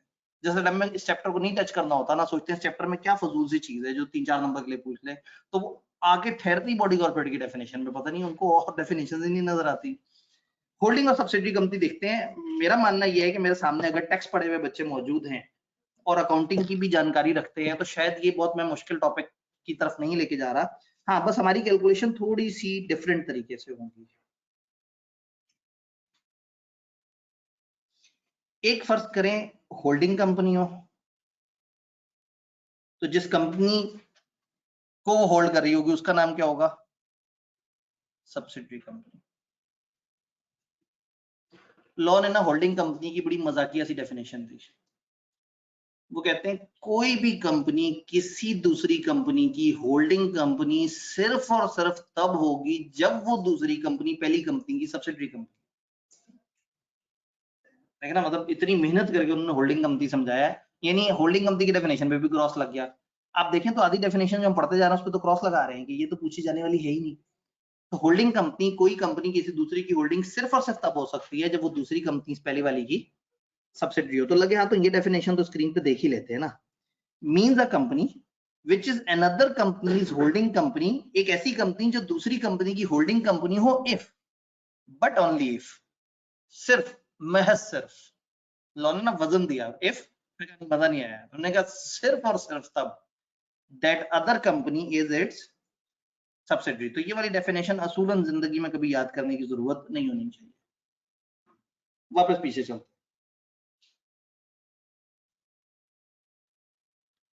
Holding subsidiary. एक कंपनी दूसरी की होल्डिंग कब बन सकती है? 2 पॉपुलर तरीके और एक थोड़ा सा अनपॉपुलर तरीका है। पॉपुलर तरीका नंबर 1, ये वाली कंपनी जो लेफ्ट पे है जहां से दुम स्टार्ट हो रही है, उस वाली कंपनी जहां पे एरो जा रहा है, यानी कि जिसको मैं होल्डिंग कंपनी कह रहा हूं, अगर वो उस कंपनी में जिसको मैं सब्सिडरी कह रहा हूं मोर देन 50% शेयर्स ले लें जिन पे वोटिंग मिल जाती है, वोटिंग पावर वाले। शेयर्स भी कई तरह के होते हैं। अब अकाउंटिंग पढ़े हुए लोगों को प्रेफरेंस शेयर के बारे में भी थोड़ा सा आइडिया तो होगा, कुछ आइडिया है ना। ऐसे शेयर्स जिस पे वोटिंग पावर नहीं होती, तो कुछ ऐसे शेयर्स हो सकते हैं जिन पे वोटिंग पावर होगी, कुछ पे नहीं होगी। तो अगर एक कंपनी दूसरी कंपनी के आधे से ज्यादा वो शेयर्स खरीद ले जिसमें वोटिंग पावर होती है, तो पहली कंपनी बन जाएगी हाकिम कंपनी, और दूसरी कंपनी बन जाएगी मैक्कूम का। एक आका बन जाएगी, एक नौकर बन जाएगी, एक वालदैन बन जाएगी, एक औलाद बन जाएगी। तो इंसानों में ब्लड रिलेशन होता है, कंपनियां तो कॉर्पोरेट पर्सन है, वर्चुअल है। तो अगर एक कंपनी दूसरे को अपने वश में करना चाहती है, अपने अंडर लेके आना चाहती है, कंट्रोल करना चाहती है, तो वो क्या करेगी? तरीका नंबर 1, उस कंपनी के आधे से ज्यादा शेयर्स खरीद ले। एक तरीका नंबर 2 भी हमारे पास मौजूद है, इसको 2 नंबर तरीका नहीं कहना, तरीका नंबर 2। तरीका नंबर 2 ये है कि आप उसके मोर देन 50% डायरेक्टर्स को अपॉइंट करने की पावर आपके पास आ जाए। एक कंपनी के पास दूसरे के शेयर्स तो नहीं है, लेकिन कुछ ऐसा कॉन्ट्रैक्ट हुआ उसका दूसरी कंपनी के साथ कि दूसरी कंपनी के डायरेक्टर्स में से आधे डायरेक्टर्स इसने अपॉइंट करना है। दूसरी कंपनी के डायरेक्टर्स में से आधे डायरेक्टर्स इसने अपॉइंट करने होते हैं। ऐसा क्यों होता है? समटाइम आप एक कंपनी को लोन देते हैं, तो आप लोन देते हुए शर्त रख लेते हैं कि भाई इस लोन में जो हमारी शर्त है वो ये है कि हमारा डायरेक्टर आपके बोर्ड पे बैठा हुआ हो। एक मशहूर जुमला है एक बड़े अजीम लीडर का, उसने कहा कि जब आप किसी को लोन देते हैं ना, या जब आप किसी से लोन लेते हैं, तो वो आपकी आजादी छीन लेता है। जब आप किसी से उधार मांगते हैं, तो फिर आप उसके गुलाम बन जाते हैं। फिर उस लीडर ने उन्हीं लोगों से बहुत सारा लोन मांगा और उतरते उतरते कह दिया कि हम उनकी गुलामी नहीं करेंगे। और बचपन में हमें पढ़ा दिया था कि जब आप किसी से लोन लेते हैं तो क्या होता है, आप उसके गुलाम बन जाते हैं। कहने का मतलब क्या है? अब अगेन इसमें सियासी बहस तो अपनी जगह कि कौन सही होता है कौन गलत होता है, वो तो सारे लोग ही लीडरों के खिलाफ उल्टी सीधी बातें करते रहते हैं। मैं तो एक आम सी इकाई हूँ, आपका लीडर तो काफी अजीम है। मतलब वो जाहिर है, मतलब एक मेरा आईनी हक है ना, मैंने वोट दिया था अपने लीडर को, उसकी इसी बातों को देख के वोट दिया था। फिर उसके बाद मुझे प्रैक्टिकली उस तरह से नहीं नजर आया, तो मैं थोड़ा सा दिल टूट गया। कोई बात नहीं, मतलब इतना तो मेरा आईनी हक है कि मैं इस तरह की बात करूं। कहने का मतलब है कि बहरहाल वोट इस दफा दिया या नहीं दिया, लेकिन उसकी बातें बड़ी कमाल होती थी। मतलब मैं कहता हूं कि अगर कोई ऐसी जॉब हो ना जहां बहुत ज्यादा अच्छी अच्छी बातें करनी हो, तो उससे अच्छी पोजीशन, मतलब वो उससे अच्छा बंदा कोई नहीं। फॉरेन मिनिस्टर के लिए सबसे बेस्ट इंतखाब है। अभी भी शहबाज शरीफ को चाहिए कि जरा दोस्ती शोस्ती करके को फॉरेन मिनिस्ट्री उसे दे दे, तो बाहर के मुल्कों को अच्छा डील कर लेगा इमरान खान। उसे बोलना आता है अच्छा। खैर, मतलब वो तो एक कहाँ इन्होंने आपस में दोस्तियां कर ली हैं। लेकिन कहने का मतलब है कि उसने बात बड़ी अच्छी की थी कि अगर आप जो है वो किसी से लोन लेते हैं ना, या जब कोई आपको लोन देता है, कर्ज देता है, तो फिर आप गुलाम बन जाते हैं। क्यों? फिर क्या होता है, आईएमएफ हमें लोन देता है, कहता है पेट्रोल की प्राइस रखो, फलाना इस तरह से करो, काइबर का ये रेट सेट कर दो, स्टेट बैंक का गवर्नर मेरा होगा, फाइनेंस मिनिस्टर के साथ मुशीर मेरा होगा, फलाना इस तरह से होगा, फलाना इस तरह से होगा, तुम सड़कों से यूं टैक्स लोगे, तुम एम्प्लॉई से यूं टैक्स लोगे, तुम सैलरी का ये टैक्स लोगे, तुम दुकानदारों से यूं टैक्स लोगे। अब पलट के उनसे पूछे, भाईजान आप कौन? कहेगा आपके मुल्क को मैं चलाता हूँ, मेरे पैसे पे चल रहा है आपका मुल्क। तो वो हमें आंखें दिखा के अपनी मनपसंद बातें मनवाता है, और हम इस काबिल ही नहीं कि हम पलट के कहें आपकी नहीं सुननी। तो जब हम उन्हें इनकार करेंगे नहीं सुननी, तो वो कहेंगे ठीक है फिर हमारा लोन वापस कर दो। तो कंपनियों में भी ऐसे होता है, अगर एक कंपनी ने दूसरे को इतना बड़ा लोन दे दिया कि वो कंपनी चली इसके लोन की वजह से रही है, तो शेयर होल्डर भी नीवे नीवे होकर फिर रहे होंगे। एक कंपनी है, उसका शेयर कैपिटल 50 लाख है, हबीब बैंक ने 5 करोड़ का लोन दिया हुआ उसे, तो ये कंपनी चल किसके पैसे से रही है? हबीब बैंक। तो हबीब बैंक कहेगा कि भाई तुम लोगों का शेयर कैपिटल 50 लाख है, मेरे से लोन मांग रहे हो 5 करोड़ का, पहले तो मैं वो 2-3 प्लॉट लूंगा जमानत के तौर पे, दूसरा तुम्हारे 10 में से 6 डायरेक्टर्स मैं सेलेक्ट करूंगा, क्योंकि मुझे पता होना चाहिए कंपनी में क्या चल रहा है। ऐसा ना हो कि कंपनी तुम लोग डुबो दो और फिर मैं रुलता फिरूं। क्यों आईएमएफ चाहता है कि पाकिस्तान उसके पसंद पे चले? क्योंकि उसे लगता है कि अगर हम उसकी बात मानेंगे तो हम बेहतर चल पड़ेंगे, जिससे हमारा मुल्क डूबेगा नहीं और उनको उनके पैसे वापस मिल जाएंगे। सबसे बड़ी ब्लेसिंग ये है कि हमारे डूबने में हमसे ज्यादा बाकियों का नुकसान है जिन्होंने हमें पैसे दिए हुए। वो हमें डूबने नहीं देता, बिल्कुल मरने वाले होते हैं ना, आगे थोड़ा सा वो $1-8 बिलियन और चिपका दिया, हम फिर दोबारा से फ्रेश हो जाते हैं, अलर्ट हो जाते हैं। फिर दोबारा डूबने वाले होते हैं तो आगे थोड़े से और पैसे दे देते हैं। तो हमें तो मतलब हमें चलाए रखना तो सबकी मजबूरी है। हाँ, बस एक भयानक टाइम ये हो सकता है कि किसी भी टाइम पे चाइना को लगे कि यार ये हल्का सा मुल्क है, बहुत ज्यादा ये शोर शराबा मचाएंगे भी तो किसी को पता नहीं लगना, तो किसी भी वक्त अचानक से हमारे मुल्क में दाखिल होकर कब्जा कर ले। ये एक वर्स्ट सोल्यूशन है। अदरवाइज पाकिस्तान जो है ना, वो फाइनेंशियली उसे चलाने में सबका ही फायदा है, क्योंकि हमने इतने सारे लोगों के पैसे खाए हुए हैं ना, क्या वो सारे चाहते हैं कि हम चलते रहें। तो मैं एग्जांपल दे रहा था कि लोन देने वाला इतनी पावर में आ जाता है। तो अगर हबीब बैंक ने लोन दिया होगा और वो कहेगा आपके 10 में से 6 डायरेक्टर्स मेरे होंगे, तो फिर उन्हीं के होंगे। तो फिर अगर किसी कंपनी ने हमारे 51% शेयर्स खरीदे हुए हैं तो वो तो होल्डिंग है ही है।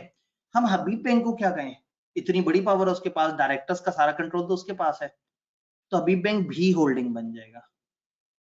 तो अगर किसी भी वजह से एक कंपनी के पास दूसरे के आधे से ज्यादा डायरेक्टर्स अपॉइंट करने का इख्तियार आ जाए, तो पहली वाली कंपनी होल्डिंग बन जाती है, दूसरी कंपनी सब्सिडरी बन जाती है।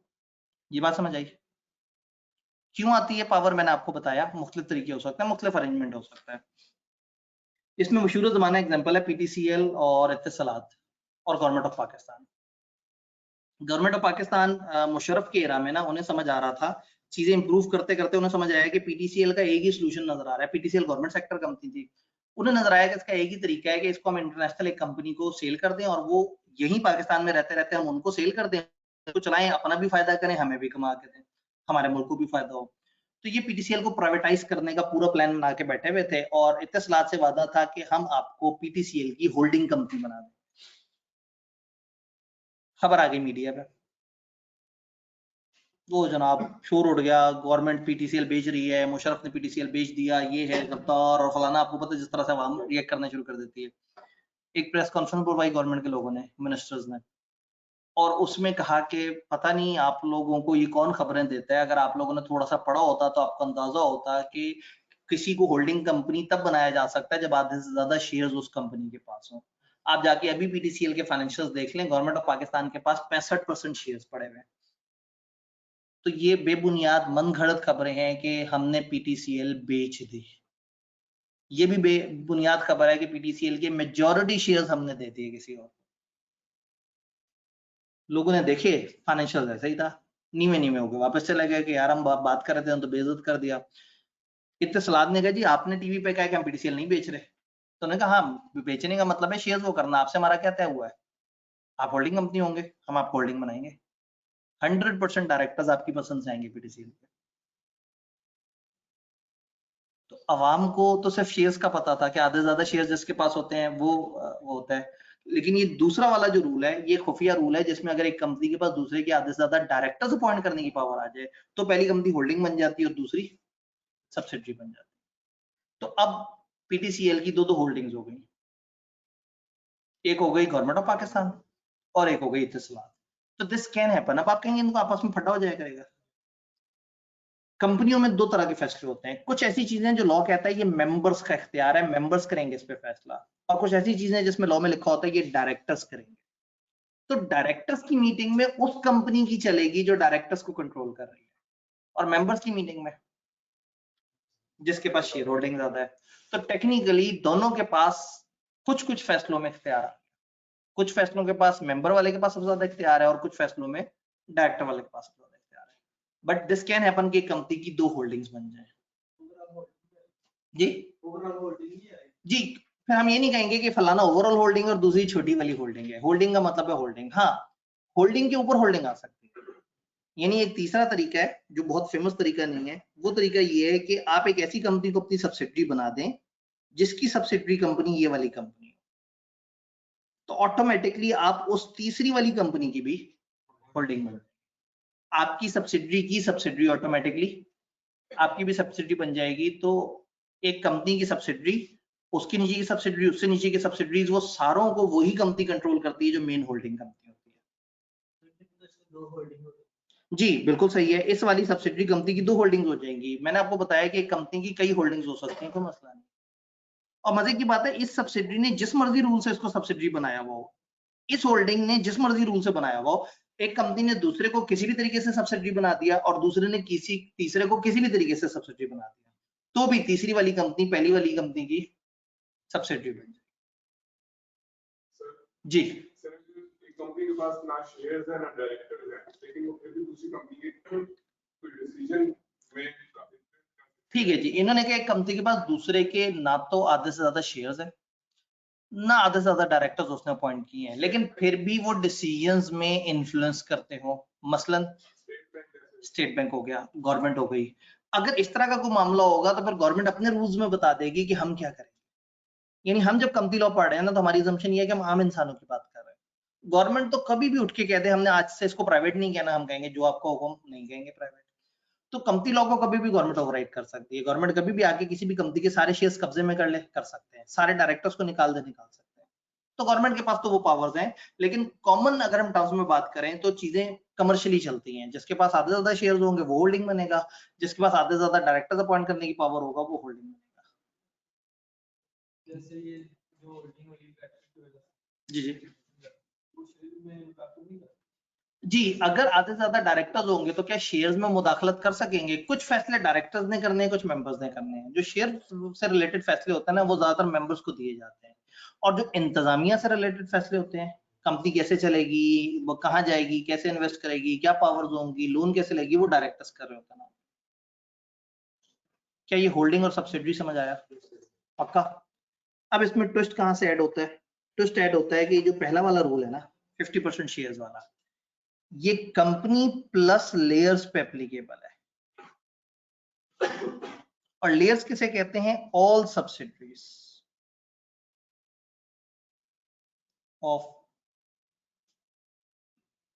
होल्डिंग।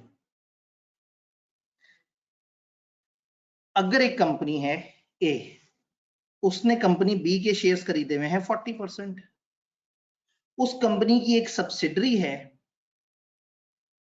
जेड, उस जेड ने खरीदे हुए हैं 20% शेयर्स। इंटरेस्टिंग बात है, तो भी हमें यह मानना पड़ेगा कि बी बन गई ए की सब्सिडरी।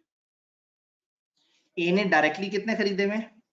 40%, और थ्रू लेयर, लेयर का मतलब है आपके नीचे लेयर्स, उनको कहते हैं ना, तहों को कहते हैं। तो एक कंपनी के नीचे सब्सिडरी, उसके नीचे सब्सिडरी, उसके नीचे सब्सिडरी, आपके नीचे जितनी भी सब्सिडरी हैं, अगर आपने उन सबके साथ मिलजुल के भी किसी कंपनी के 50% से ऊपर शेयर्स खरीद लिए तो दूसरी कंपनी आपकी सब्सिडरी बन जाएगी।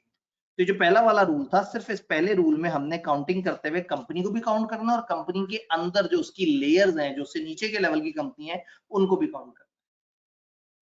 तो ऐसे में ए ने डायरेक्टली 40% और इनडायरेक्टली 20% किया है थ्रू लेयर, तो इसका मतलब है बी ए की सब्सिडरी बन गई। लेयर्स का कॉन्सेप्ट समझ आया? ए के पास हमारी एग्जांपल में 40% शेयर्स हैं बी के, और ए ने जेड को किसी भी वजह से सब्सिडरी बनाया। अब वो वजह दो हो सकती है, शेयर्स हो सकते हैं या डायरेक्टर, या हो सकता है उसने किसी और को सब्सिडरी बनाया और उसकी सब्सिडरी दी हो।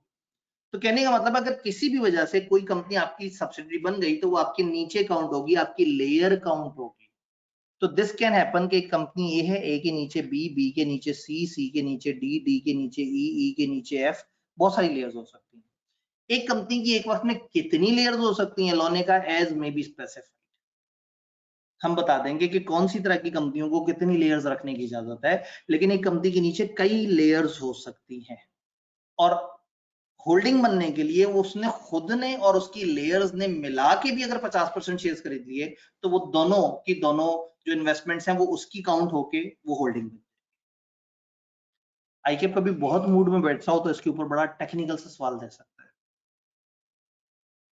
जब से ये पेपर पैदा हुआ है तब से अब तक उन्होंने बहुत ज्यादा इस पे टेक्निकल डिस्कशन नहीं की, एक दफा को छोड़ के।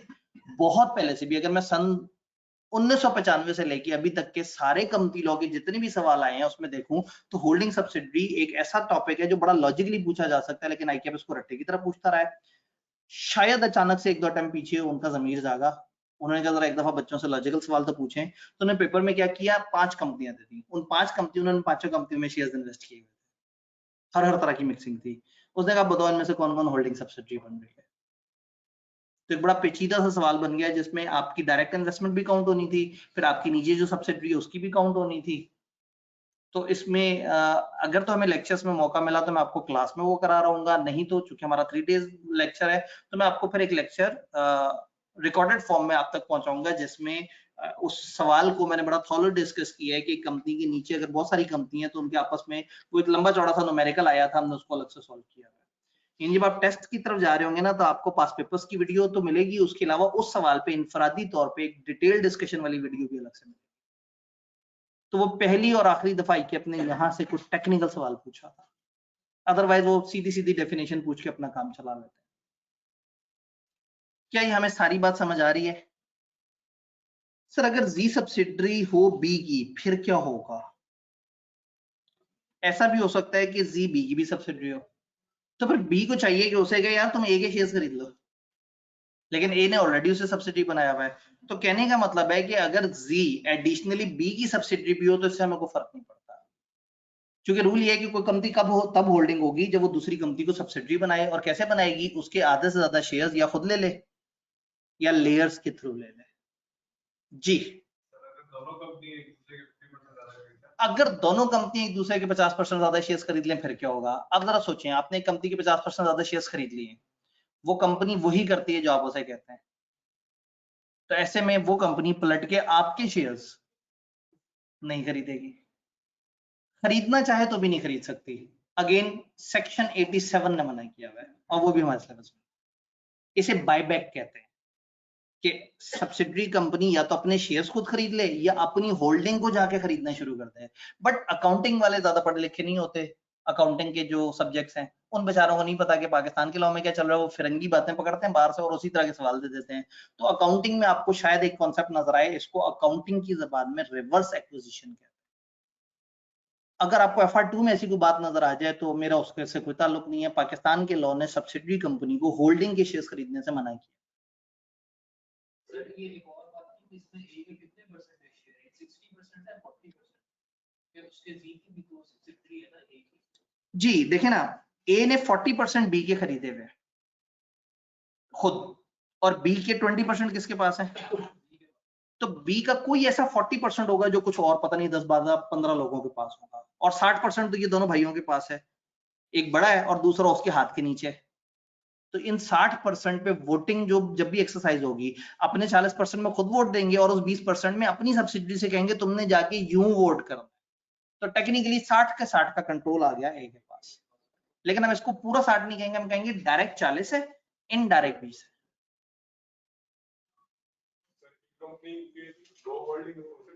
एक कंपनी की क्या दो होल्डिंग्स हो सकती हैं? यस, काफी सारी होल्डिंग्स हो सकती हैं। अगर आप राइट पे देखें तो मैंने एक तस्वीर सी बनाई हुई है, इसमें जो ई है, ई की होल्डिंग डी भी है, ई की होल्डिंग सी भी है, ई की होल्डिंग बी भी है और ए भी है।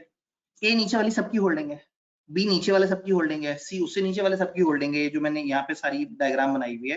तो दिस कैन हैपन, एक कंपनी की काफी होल्डिंग्स हो सकती हैं, एक कंपनी की काफी सब्सिडीज हो सकती हैं। लॉ ने अलाउ किया हुआ है, बस देखना ही होगा कि शेयर होल्डिंग वाली साइड पे है या ओनरशिप वो साइड पे, डायरेक्टर्स वाली साइड। थोड़ा सा इसकी इंग्लिश देखने की कोशिश करते हैं। मैं एक आध दफा जरा यहाँ पे एक सवाल देख लूँ जरा बारीक।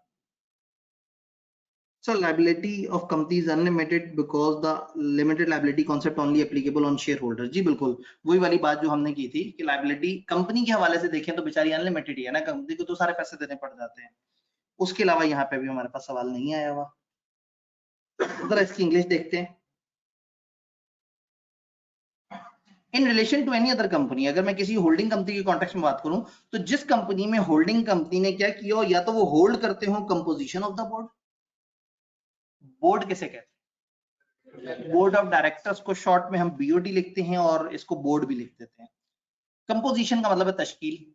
तो जो कंपनी दूसरे कंपनी के डायरेक्टर्स की तश्कील को कंट्रोल कर रही हो, तश्कील क्या है नीचे उन्होंने नोट में बताया है, composition of board is normally controlled by another company if it can appoint और रिमूव ऑल और मेजॉरिटी ऑफ डायरेक्टर्स।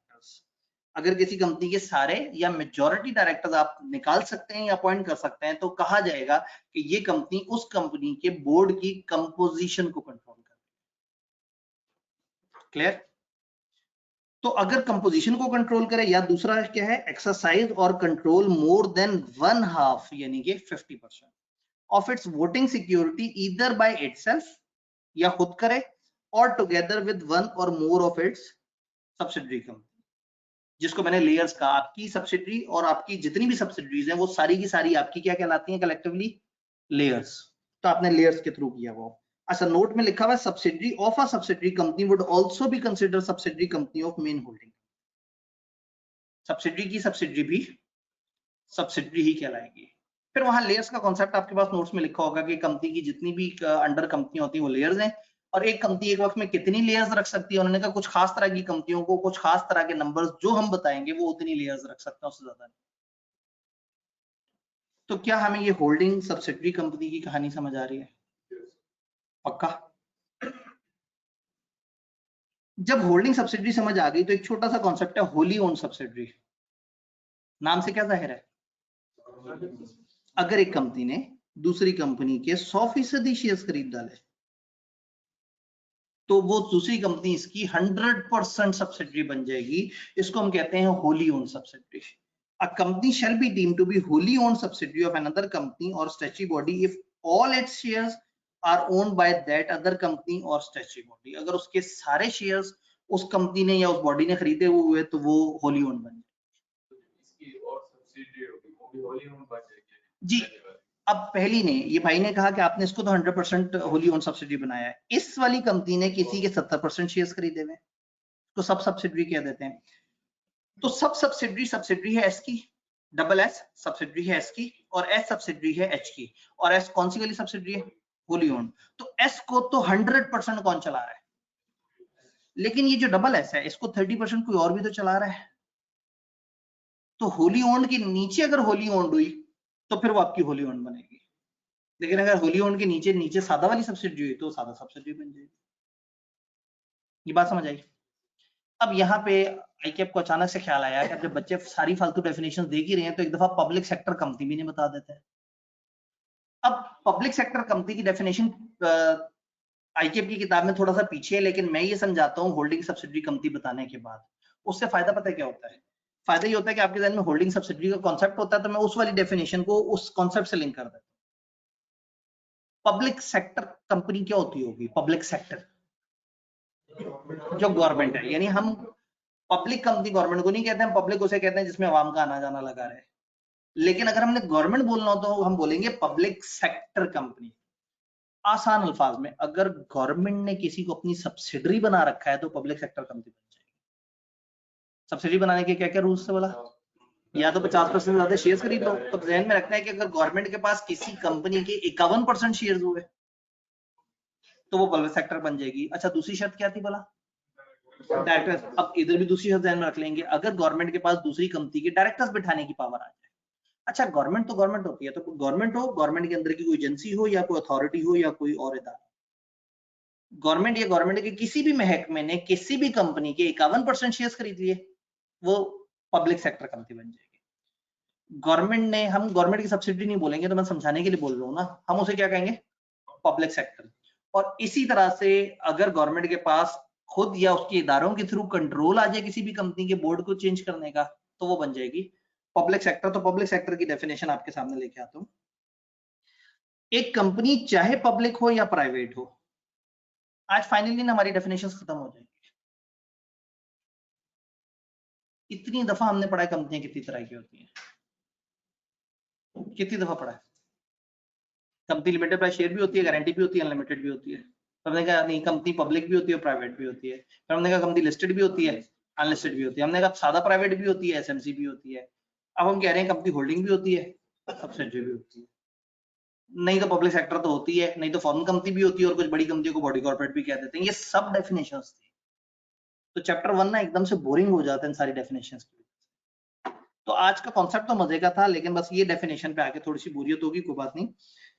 एक कंपनी चाहे पब्लिक हो या प्राइवेट हो, जो मर्जी उसका स्टेटस हो, जिसको डायरेक्टली या इनडायरेक्टली कंट्रोल करे, बेनिफिशियली ओन करे, not less than 51% of voting security या वोटिंग पावर, जिसकी कम से कम 51% वोटिंग पावर पास हो, किसके, हेल्ड बाय गवर्नमेंट हो या एजेंसी ऑफ गवर्नमेंट हो या स्टैट्यूटरी बॉडी, कोई और कानूनी बॉडी हो गवर्नमेंट के अंदर, या in respect of which government या agency of government या statutory body has otherwise power to elect, nominate or appoint majority of its directors।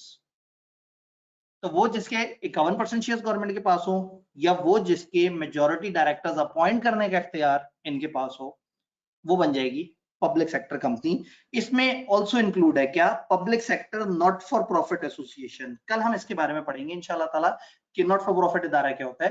तो जो गवर्नमेंट का नॉट फॉर प्रॉफिट इदारा है वो पब्लिक सेक्टर एसोसिएशन कहलाएगा।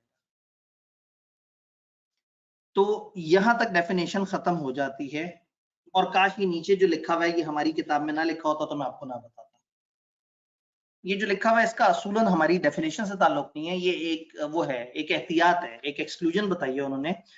हमने ये बात नहीं पढ़ी हुई, लेकिन अब चूंकि किताब में लिखी हुई है तो पढ़नी पड़ेगी। मैं सिर्फ एक आपको एक बात बताता हूँ। स्टॉक एक्सचेंज है ना, हमें देखने में गवर्नमेंट सेटअप लगता है, लेकिन ये गवर्नमेंट का नहीं है, ये प्राइवेट, ये जो ब्रोकर्स वगैरह ना, इनकी मिलके एक कंपनी है। पुराने जमाने में क्या था कि इन सारे स्टॉक ब्रोकर्स ने अपना कारोबार करना होता था, इन सब ने इकट्ठे होके स्टॉक एक्सचेंज बना ली थी। स्टॉक एक्सचेंज शुरू में गारंटी लिमिटेड कंपनी होती थी और हर मेंबर की गारंटी थी 1000 रुपए। फिर गवर्नमेंट ने उन्हें कहा कि नहीं भाई, अब तुम लोग लिमिटेड लायबिलिटी शेयर कैपिटल वाली कंपनी बनाओ। तो स्टॉक एक्सचेंज गवर्नमेंट की कंपनी नहीं है, private sector, Pakistan stock exchange, यानी इसके जो ओनर्स हैं वो ब्रोकर्स हैं। लेकिन अब आप उनको प्राइवेट छोड़ देंगे तो वो तो तबाही फेर देंगे। तो फिर ये क्या करते हैं, मुख्तलिफ जगह पे मुख्तलिफ डायरेक्टर्स एससीसीपी उनके बोर्ड पे बिठा के मुख्तलिफ चीजों को रेगुलेट करता है। तो इनको कहा वैसे ओनरशिप में तुम प्राइवेट हो, लेकिन चलोगे वैसे जैसे कुछ हम रूल्स बताएंगे।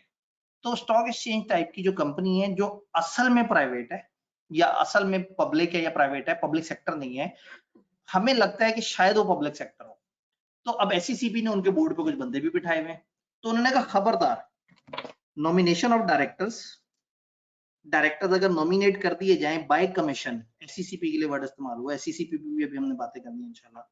Nomination of directors bye commission on the board of securities exchange, securities exchange यानी कि स्टॉक एक्सचेंज के बोर्ड पे या किसी और एंटिटी या किसी और लॉ की वजह से अगर किसी कंपनी के बोर्ड पे गवर्नमेंट की तरफ से कोई डायरेक्टर बैठे हुए हैं, shall not make it a public sector।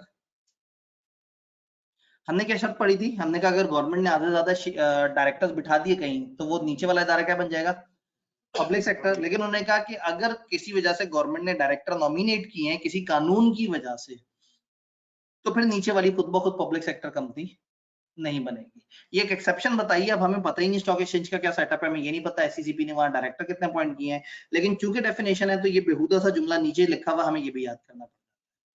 तो रट्टा तो आप लोग मार ही लेंगे, लेकिन लॉजिक मैंने आपको बतानी थी कि ये कहना चाह रहे हैं कि अगर स्टॉक एक्सचेंज या इस तरह की किसी कंपनी पे गवर्नमेंट डायरेक्टर्स नॉमिनेट कर भी देना तो वो पब्लिक सेक्टर कंपनी नहीं कहलाएगी। जैसे आईकैप है, आईकैप किसका है, मेंबर्स का।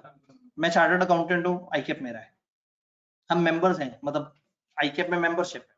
तो हम लोग 100% गवर्नमेंट नहीं कहलाएंगे, हम सेमी गवर्नमेंट कहलाएंगे। अब ऐसे में हमारे बोर्ड के ऊपर गवर्नमेंट ने नॉमिनेट किए हैं कुछ अपने बंदे, इसाक डार आईकैप के बोर्ड में शामिल है, गवर्नमेंट की तरफ से धक्के से उन्होंने ऐड कर दिया।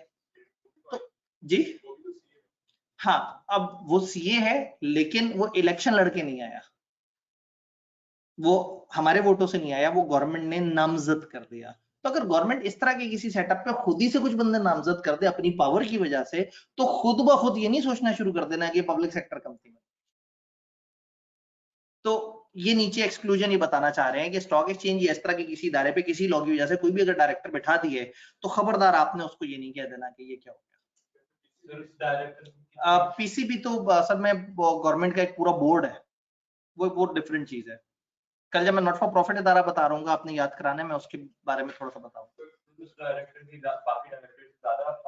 जी, उस डायरेक्टर की बाकी डायरेक्टर के बराबर पावर होती है, ज्यादा पावर नहीं होती। तो आपने एग्जांपल दिया उसमें जो लिमिटेड होती है वो लायबिलिटी होती है, तो लिमिटेड बाय गारंटी होती है। जी, स्टॉक एक्सचेंज में पहले लिमिटेड बाय गारंटी लायबिलिटी होती थी और ये 2009-10 के आसपास डीम्यूचुअलाइज हुए और 2012 में ये लिमिटेड बाय शेयर्स में शिफ्ट हो गए। इस वक्त पाकिस्तान में 3 स्टॉक एक्सचेंजेस नहीं है, एक स्टॉक एक्सचेंज है जिसका नाम है पाकिस्तान स्टॉक एक्सचेंज और वो लिमिटेड बाय शेयर्स कंपनी है और जिसके मालिक 200 के करीब मेंबर है। लिमिटेड बाय शेयर क्या चीज, मतलब बड़ी कंपनी फिर भी लिमिटेड बाय शेयर्स। अब क्या करें, ये सब में एक अलग डिबेट है कि ऐसा क्यों है। अगली क्लास के बच्चों ने दरवाजा खोल के झांकना शुरू कर दिया है। जी, जैसे आर्मी का सर फर्टिलाइजर है, आर्मी का जैसे 40 फर्टिलाइजर है, वो एक कंपनी है, वो कंपनी है, लेकिन सर वो भी आर्मी तो एजेंसी ऑफ गवर्नमेंट है, तो ये पब्लिक सेक्टर में आता है। जी। अब अगर तो उसके आधे से ज्यादा डायरेक्टर्स को वो गवर्नमेंट की मर्जी से अपॉइंट करते हैं तो पब्लिक सेक्टर बन जाएगा। गवर्नमेंट की मर्जी को बोल्ड करके इटैलिक करके उसका कलर लाल करके आपने उसे पढ़ना है। तो अगर गवर्नमेंट की इजाजत से होगा, गवर्नमेंट की रजामंदी से होगा, गवर्नमेंट की ख्वाहिश पे होगा तो पब्लिक सेक्टर कंपनी। ठीक है, इससे पहले कि और कोई खतरनाक सवाल आए, तो आज फाइनली दोस्तों ऑनलाइन वालों आप लोगों का भी अच्छा एक्सपीरियंस रहा। तो अब आप लोगों ने इस पे भी फीडबैक देना, 1-2 लोगों को मैंने कहा था कि आप आज की क्लास अटेंड करके मुझे मेल पे बताइएगा। तो इंशाल्लाह ताला कल मिलते हैं और कहानी को इससे आगे बढ़ाते हैं। बताने की जरूरत तो नहीं कि हमने क्या पढ़ा।